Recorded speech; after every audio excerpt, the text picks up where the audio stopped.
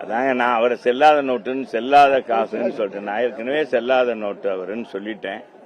எங்க பொதுச்செயலாளர்னு சொல்லிட்டேன். செல்லாத நோட்டு 1000 பேச என்ன செய்ய, அது ஒண்ணு ஆக போறது இல்லை. அதை பத்தி எல்லாம் விடுங்க, அது கதை.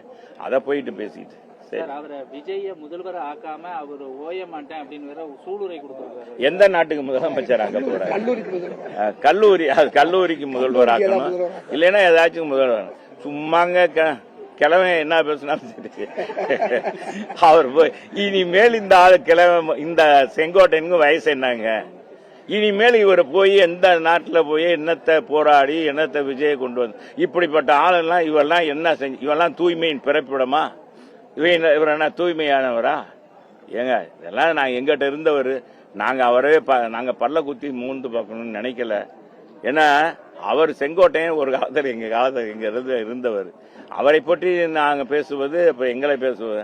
ஆனா அந்த அவருக்கு தெரிய மாட்டேன்னு பாருங்க, அவருக்கு தெரிய மாட்டேன்னு போயிட்டு சும்மாவும் இருக்காம, ஏப்பா நீ அங்கேயே அவங்க ஏத்துக்கிற மாட்டேன்றாங்க, நீ கிளவை நீ பேசாம இருக்கியா அப்படின்னு தள்ளி விட்டுட்டு போயிடறாங்க.